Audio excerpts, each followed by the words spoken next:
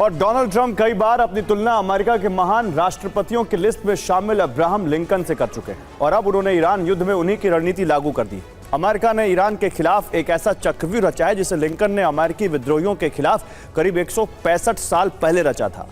Reports हैं कि Trump ने फारस की खाड़ी से लेकर ओमान की खाड़ी तक ऑपरेशन एनाकोंडा लागू कर दिया है।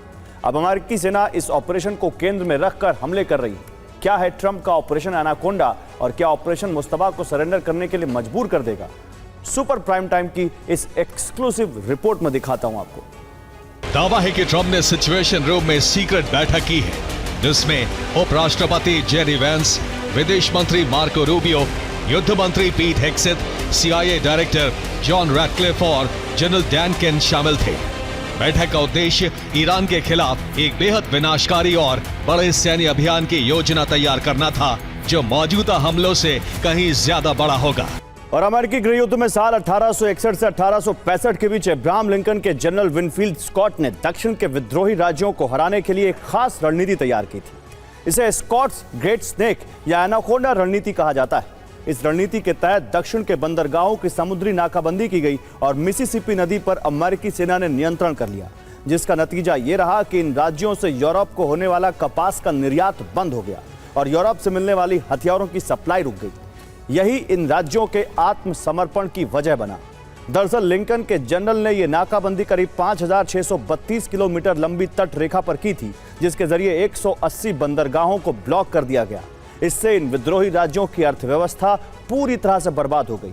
विद्रोही राज्यों में महंगाई बहुत ज्यादा बढ़ गई। सेना के मिसिसिपी नदी पर नियंत्रण के कारण विद्रोही राज्य दो भागों में बढ़ गए। टेक्सास और लुइसियाना जैसे पश्चिमी राज्य जो भोजन, घोड़ों और रसद के मुख्य स्रोत थे, बाकी के विद्रोही राज्यों से पूरी तरह कट गए और एक दूसरे की मदद नहीं कर सके। जैसे जैसे समय बीता, घेरा तंग होता गया। दक्षिण के पास कारखाने नहीं थे, इसलिए वो ना तो नए हथियार बना पाए और ना ही रेल नेटवर्क की मरम्मत कर पाए। वो पूरी तरह से ठप हो गया। रसद और संसाधनों की भारी कमी के कारण विद्रोही सेनाएं अंदरूनी रूप से इतनी कमजोर हो गई कि आखिरकार उन्हें आत्मसमर्पण करना पड़ा। अब ट्रंप भी इसी तरह के प्लान पर काम कर रहे हैं। अमेरिका फारस की खाड़ी से लेकर ओमान की खाड़ी तक बमबारी कर रहा है। यह तटरेखा करीब 2386 किलोमीटर लंबी है। अमेरिका ने यहां नाकाबंदी करके तेल निर्यात बंद कर दिया है। हमलों के जरिए तटों का इंफ्रास्ट्रक्चर तबाह किया जा रहा है ताकि ईरानी सेना का खाड़ी से संपर्क काटा जा सके। अब इससे होगा क्या? दरअसल इससे ईरान की सेना शक्तिविहीन होगी, तटीय इलाकों की सुरक्षा कमजोर हो जाएगी। इसके बाद अमेरिका खर्ग द्वीप, अबू मूसा, ग्रेटर तुम्ब, लेसर तुम्ब, केश्म द्वीप और सिरी जैसे द्वीपों पर कब्जा करेगा, जहां से ईरान होर्मुज को कंट्रोल करता है। नंबर 1, ईरान वार्ता के लिए तैयार नहीं हुआ तो पावर प्लांट और पुल पर अगले हफ्ते से बमबारी शुरू होगी। नंबर 2, अगर ईरानी सेना को बेहद कमजोर करने में सफल हुए तो खर्ग में ग्राउंड ऑपरेशन शुरू किया जाएगा। तो देखिए, एक्सपर्ट्स को डर है कि ईरान डोनाल्ड ट्रंप के इस ऑपरेशन के जवाब में बाब अल मंदेब को बंद कर सकता है। इसे प्रॉक्सी हूती के जरिए बंद किया जा सकता है। कई बार हूती बाब अल मंदेब को बंद करने की धमकी भी दे चुका है और अगर ऐसा हुआ तो यूरोप से एशिया की सप्लाई लाइन कट जाएगी। सिर्फ इतना ही नहीं, हताशा में ईरान एक ऐसा कदम उठा सकता है जो सभी खाड़ी देशों को तबाह कर देगा। डर है कि ईरान बुशहर न्यूक्लियर प्लांट में डर्टी ब्लास्ट कर सकता है। यह प्लांट फारस की खाड़ी के पास मौजूद है, जिससे पूरी खाड़ी में रेडिएशन फैल जाएगा और ईरान इसका आरोप अमेरिका के सिर मर देगा। और अब में महाशक्ति अमेरिका का सुरक्षा कवच तार तार हो गया है। ईरान ने सीधे वॉशिंगटन से टकराने की बजाय एक ऐसी अचूक चाल चली है जिसने खाड़ी देशों में बने अमेरिकी अड्डों को मलबे में तब्दील करना शुरू कर दिया है। करोड़ों डॉलर फूकने के बाद भी अमेरिकी पेट्रियट मिसाइलें अपने दोस्तों को सुरक्षा देने में पूरी तरह नाकाम साबित हो रही हैं। IRGC और ईरान की सेना के ऑपरेशन ने ट्रंप का अरब नेटो बनाने का सपना अब एक बुरे सपने में तब्दील कर दिया है। क्या ईरान ने अमेरिका को खाड़ी की धरती पर दूसरे वियतनाम युद्ध में चक्रव्यूह की तरह फंसा दिया है? इस रिपोर्ट में देखिए। अमेरिकी राष्ट्रपति डोनाल्ड ट्रंप ने अपने पहले कार्यकाल के दौरान ईरान के बढ़ते प्रभाव को रोकने के लिए एक बेहद महत्वाकांक्षी योजना तैयार की थी।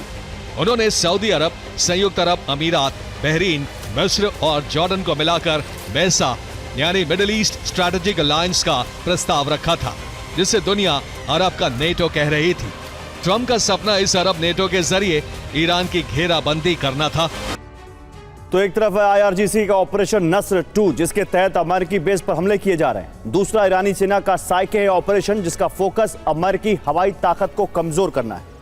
अब ऑपरेशन नस्र 2 में इस्तेमाल हो रहे हथियार देखिए, ballistic missile, cruise missile, kamikaze drone, Shahed drone, Haidariya missile, Zulfiqar missile. Operation Nasr 2 के पहले चरण में जॉर्डन के प्रिंस हसन एयरबेस पर हमला हुआ। दूसरे चरण में बहरीन के शेख ईसा एयरबेस के कमांड एंड कंट्रोल सेंटर और पेट्रियट रेडार को निशाना बनाया। तीसरे चरण में कुवैत के अली अल सलेम एयरबेस को निशाना बनाया। MQ-9 ड्रोन और लॉन्च पैड पर हमला किया। और चौथी लहर में कुवैत में US का मुख्य रसद केंद्र मीना अब्दुल्ला निशाना बना। जुफैर में अमेरिका के 5वें बेड़े के मुख्य कमांड सेंटर पर भी हमला किया। यहां सीराम अर्ली वार्निंग रडार को तबाह करने का दावा किया। अब ऑपरेशन साइके के हथियार आपको दिखाते हैं। ईरानी सेना विस्फोटक ड्रोन और कामिकाजी ड्रोन का इस्तेमाल करती थी। 7वें चरण में जॉर्डन के अजराक एयरबेस पर F-18 जेट और सैन्य छावनी पर हमला हुआ। 8वें चरण में F-18 जेट और हैंगर पर दोबारा हमला किया। तो अरब देशों में ऐसे कई सशस्त्र संगठन हैं जिन्हें ईरान भड़काकर कभी भी बगावत करवा सकता है। बहरीन में इस्लामिक रेजिस्टेंस इन बहरीन के बैनर तले कई ऐसे संगठन हैं जैसे अल अश्तर ब्रिगेड, सराया अल मुख्तार, सराया थार अल्लाह, वादा अल्लाह brigade, national resistance brigade.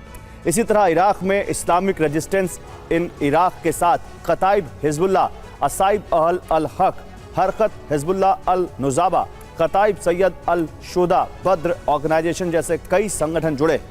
Yemen में हूती पहले ही UAE के खिलाफ मोर्चा खोल चुके हैं। लेबनान में हिजबुल्लाह ईरान का सबसे प्रभावशाली सहयोगी है। सीरिया में ईरान समर्थक मिलिशिया और विदेशी लड़ाके सक्रिय हैं। सऊदी अरब में हिजबुल्लाह अल हिजाज नाम का ग्रुप ईरान का समर्थक रहा है। कुवैत में स्लीपर सेल की आशंकाएं वक्त वक्त पर जताई जाती रही हैं। जॉर्डन की चिंता भी सीमा पार सक्रिय ऐसे ही नेटवर्क को लेकर बनी रहती है। इस बीच खाड़ी देशों के भीतर भी अब अमेरिका की नीतियों को लेकर खुलकर विरोध शुरू हो गया है। ओमान के विदेश मंत्री बद्र बिन हमद अल बुसैदी ने फ्रांस के प्रतिष्ठित अखबार ले मॉन्डे में एक बेहद तीखा लेख लिखा है कि ईरान के खिलाफ इस जंग ने पूरी तरह साबित कर दिया है कि अमेरिका की ईरान को रोकने की नीति कितनी बड़ी कल्पना और झूठ थी। उन्होंने साफ कहा कि पूरे खाड़ी क्षेत्र को एक ऐसे विनाशकारी संघर्ष में घसीट दिया गया है जिसे कभी शुरू ही नहीं होना चाहिए था। और अब तक ईरान हॉर्मुज से टोल वसूलने और मोटी कमाई करने का प्लान कर रहा था, लेकिन खुद को हॉर्मुज का सबसे बड़ा रक्षक बताने वाले ट्रंप भी उसी रास्ते पर निकल चुके हैं। ट्रंप ने पहले हॉर्मुज में फीस वसूलने का ऐलान किया और फिर यू टर्न लेकर इसे निवेश करने के समझौतों पर लेकर चले गए।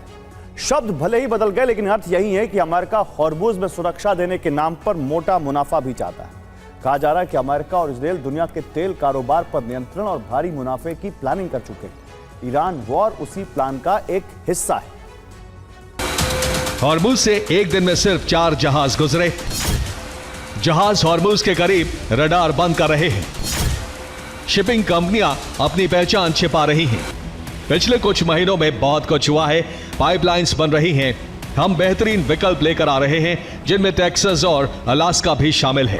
तो ट्रंप अमेरिका से तेल निर्यात को बढ़ाने के लिए पूरी प्लानिंग कर चुके हैं, इसलिए उन्होंने टेक्सास की चर्चा की है। यहाँ पर्मियन बेसिन और ईगल फोर्ड में तेल का बड़ा भंडार मौजूद है। यह अमेरिका का सबसे बड़ा तेल भंडार है।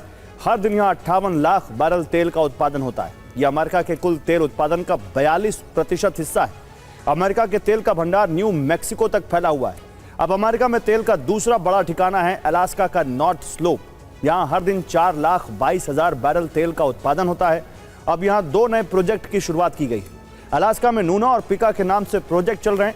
नए प्रोजेक्ट से तेल प्रोडक्शन को 13% बढ़ाया गया है। अलास्का में 800 किलोमीटर लंबी ट्रांस अलास्का पाइपलाइन है जिससे तेल सप्लाई होती है। ट्रंप रूस से तेल खरीदने वालों पर टैरिफ लगा रहे हैं। ईरान के तेल व्यापार पर पूरी तरह से प्रतिबंध लागू है। खाड़ी देशों के लिए हॉर्मुज से तेल व्यापार मुश्किल हो रहा है।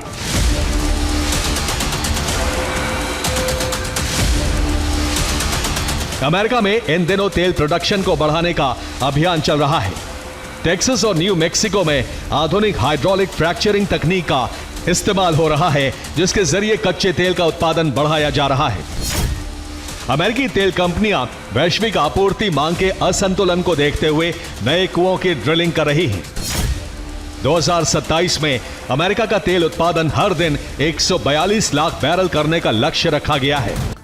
और इस वक्त खाड़ी देशों का तेल निर्यात बंद है और वैकल्पिक रास्ते विकसित किए जा रहे हैं। फिलहाल कई छोटी बड़ी तेल पाइपलाइन सक्रिय हैं और भविष्य का संभावित मॉडल कुछ इस नक्शे की तरह हो सकता है। यूएई की एडकॉप पाइपलाइन को सऊदी अरब की ईस्ट वेस्ट पाइपलाइन से जोड़ा जा सकता है। इसके अलावा कतर को भी सऊदी अरब की पाइपलाइन से जोड़ा जा सकता है। इससे होगा ये कि इन तेल गैस निर्यातक देशों का सीधा कनेक्शन सऊदी अरब के यानबू पोर्ट से जुड़ जाएगा, जो लाल सागर का द्वार है।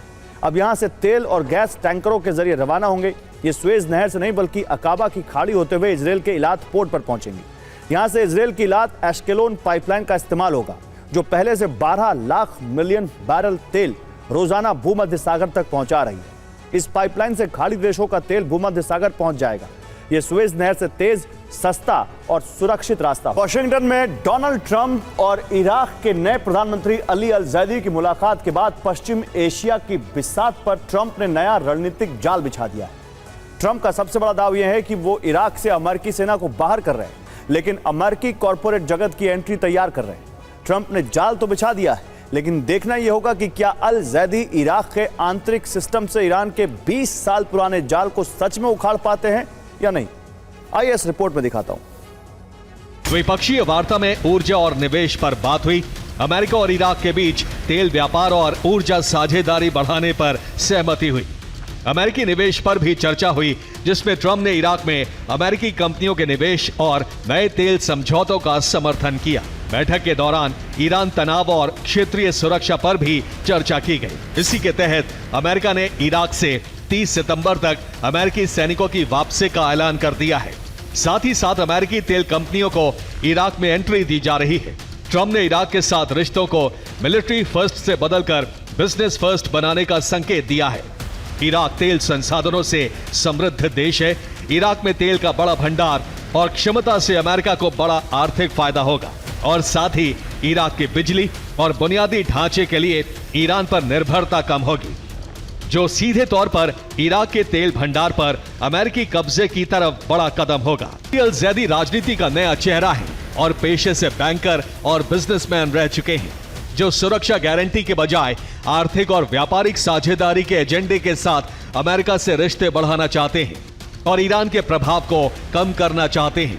इराक के नए प्रधानमंत्री अली अल जैदी की वॉशिंगटन यात्रा का मकसद इराक की अर्थव्यवस्था को सिर्फ तेल निर्यात पर निर्भर रखने के बजाय डिजिटल टेक्नोलॉजी, नए बैंकिंग सिस्टम समेत नए इंफ्रास्ट्रक्चर से जोड़ना है। इराक की संसद में सबसे बड़ा ब्लॉक कोऑर्डिनेशन फ्रेमवर्क है, जो ईरान समर्थक शिया पार्टियों का गठबंधन है।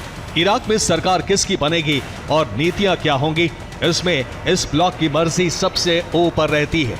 इराक में ईरान के सशस्त्र गुटों का बड़ा वर्चस्व है, जिसमें कतैब हिजबुल्लाह, असैब अहल अल हक, हरकत अल नुजबा, बद्र संगठन है। इन गुटों के रहते हुए अमेरिकी बिजनेस इराक में कभी सुरक्षित नहीं रह सकता है। इराक अपनी बुनियादी जरूरतों के लिए सीधे तौर पर ईरान पर निर्भर है। बिजली और गैस ग्रिड का एक बड़ा हिस्सा ईरान से आयात करता है।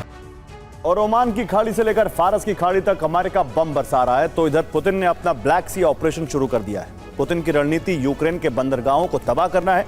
दरअसल पुतिन के कमांडर्स ने यूक्रेन को समंदर से काटने की तैयारी कर ली, जिसमें रूस कामयाब हुआ तो उसे कीव पर कब्जे से कोई नहीं रोक सकेगा। क्या है पुतिन का प्लान और ओडेसा में रूस ने कैसी तबाही मचाई है, इस रिपोर्ट में देखिए। दरअसल यूक्रेन कृषि के मामले में आत्मनिर्भर है। वो दुनिया के बड़े कृषि उत्पाद निर्यातक देशों में शामिल है, लेकिन खेती के लिए जरूरी फर्टिलाइजर के लिए दूसरे देशों पर निर्भर है। यूक्रेन तक इसकी सप्लाई काला सागर के जरिए होती है, जहां से फर्टिलाइजर और ऐसा पोर्ट पहुंचते हैं। फिर यहां से इसकी पूरे देश में सप्लाई होती है। यूक्रेनी मीडिया रिपोर्ट्स में दावा है कि सेना रूस की बैलिस्टिक मिसाइलें गिराने की स्थिति में नहीं है, क्योंकि पैट्रियट का स्टॉक लगभग खत्म हो चुका है। अगर जल्द पैट्रियट की आपूर्ति नहीं हुई तो रूसी मिसाइलों से बचना असंभव होगा। और ज़ेलेंस्की ने क्रीमिया को अलग थलग करने के लिए रूस की समुद्री सप्लाई लाइन पर सबसे बड़ा हमला बोल दिया है। रूसी जहाजों से लेकर शैडो फ्लीट तक डूब रहे हैं और यूरोप के देश यूक्रेन के साथ नए रक्षा समझौते कर रहे हैं। ज़ेलेंस्की ने मैक्रों के साथ राफेल जेट की डील भी की है। यूक्रेन का दावा है कि उसने ब्लैक सी में रूस के एफएसबी गश्ती जहाज इजुमरूद को समुद्री ड्रोन से डुबो दिया है। यूक्रेन का बाराकोडा सी ड्रोन सिर्फ एक कामिकाज़ी ड्रोन नहीं, बल्कि बहुस्तरीय हमला करने वाली एक पूरी प्रणाली है। पहले समुद्री ड्रोन लक्ष्य तक पहुंचता है, उसके बाद टोही और एफपीवी ड्रोन उड़कर छिपे हुए ठिकानों की पहचान करते हैं और फिर सटीक हमला होता है।